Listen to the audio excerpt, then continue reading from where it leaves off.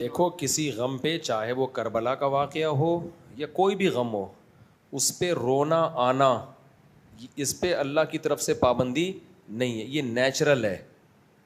رونا منانا، باقاعدہ سوچ سوچ کے رونا، اس کو سنت قرار دینا غلط ہے۔ بعض لوگ کہتے ہیں حسین کے غم پہ رونا سنت ہے، یہ تعبیر ہی غلط ہے۔ غموں کو برداشت کرنا سنت ہے، خود بخود جو رونا آ جائے وہ معاف ہے۔ جیسے نبی صلی اللہ علیہ وسلم کی نواسی کا انتقال ہوا، آپ کی گود میں آپ روئے اور فرمایا کہ دل جو ہے غمزدہ ہے، زبان اشکبار ہے، حدیث کا مفہوم ہے، یعنی دل غمزدہ ہے مگر زبان سے، آنکھیں اشکبار ہیں، زبان سے وہ نکلے گا جس پہ ہمارا رب ہم سے راضی ہوگا۔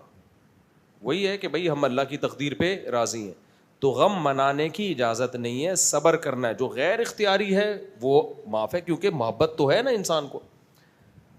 تو اب کربلا کا واقعہ ہو یا آپ یہ کہیں حضرت زین العابدین روتے تھے، تو کیا حضرت زین العابدین 10 محرم کو روتے تھے؟ تو ظاہر ہے جب یاد آئی ہوگی تو اس وقت ان کو رونا آ جاتا ہوگا، انہوں نے بھی صبر کرنے کی کوشش کی ہوگی۔ تو اس لیے اسلام میں خوشیوں کے دن ہیں، غموں کا دن ایک بھی نہیں ہے اسلام میں، ایک بھی نہیں ہے غم کا دن۔ 2 عیدیں ہیں خوشیوں کی، غم کا نہیں ہے۔ غم میں کیا ہے؟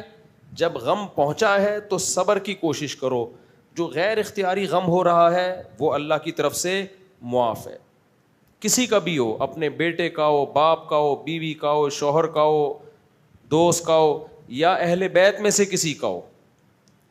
تو اتنی بخاری مسلم کی واضح حدیثیں ہیں نوحے پر کہ جو نوحہ کرنے والی عورتیں، ان پر لعنت ہے۔ من شق الجیوب لیس منا، گریبان چاک کرے غموں میں وہ ہم میں سے نہیں ہے۔ جو سینہ پیٹے، جو روئے، کتنی اس بات۔ تو شیعہ حضرات کا مسلک الگ ہے، ان کو کرنے دو۔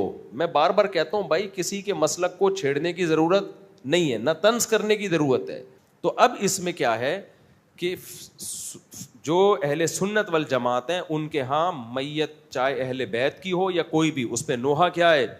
حرام۔ اس پہ چیخنا چلانا حرام۔ اس میں حسین کی یاد میں رونا سنت نہیں ہے۔